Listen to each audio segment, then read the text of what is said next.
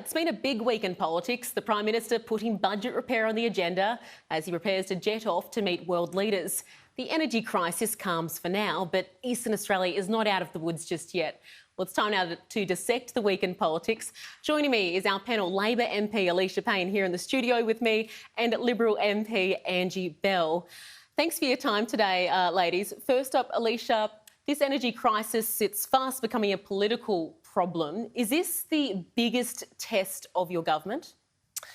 Well, we have inherited an energy system that's been neglected by the previous government, but we have managed to keep, for the most part, the lights on, and by putting consumers first, we're getting through this. We welcome the lifting of the suspension and continuing to work with states and providers to ensure that consumers can still have the power when they need it at the lowest possible cost. Angie, your side of politics has consistently blamed Labor for where we are at. Is that a bit rich, given all the years in government before that?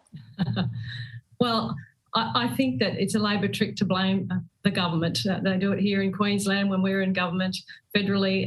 They're running out of people to blame now. It's time for Labor to govern for our country moving ahead. And I think blaming anybody now in the current environment that we're in for anything is really just a cop-out. Let's move forward with energy policy particularly. Let's make sure that Australians have affordable, reliable energy, and let's make sure that Labor delivers on its promise for lower energy prices. At the moment, it's not looking like that. So I would say that the Labor government need to outline what their plan is for Australians on energy, because we've heard the Prime Minister talk about his 5-point plan for energy, but nobody seems to be able to outline what those 5 points are.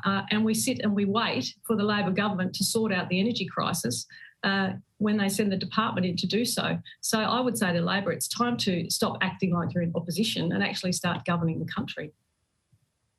Do you concede, though, that there was inaction by the coalition that helped lead to this situation? Well, it was our government under Scott Morrison who delivered the promise to net zero by 2050. And it was our government that had a plan, a very clear plan that we outlined to the Australian people before the election on how we were going to get there. And it was through technology, not taxes. Labor's plan, no doubt, will include a whole heap of new taxes because that's the only way that they can move forward with their unsustainable plans. Now, Angie, the Prime Minister will be heading off to Europe next week for the NATO conference. Do you think he should be accepting that invitation to visit Kyiv? Well, I think that's entirely up to the Prime Minister, Andrea. Righto. Well, moving on then, Alicia. Whilst there, the PM will also be working to fix that relationship with President Emmanuel Macron. I did notice he took a bit of a dig at Scott Morrison over those leaked text messages. How important is this visit for Anthony Albanese? It's really important. France is obviously a really key power in Europe, but also in the Pacific, in our region. And it is really important that we reset that relationship after those unfortunate leaking of text messages by the former Prime Minister. And I think the fact that we've been invited really shows that they are also keen to reset that relationship, and that's a really positive thing. And I'm sure the Prime Minister will absolutely make the most of that visit in that regard.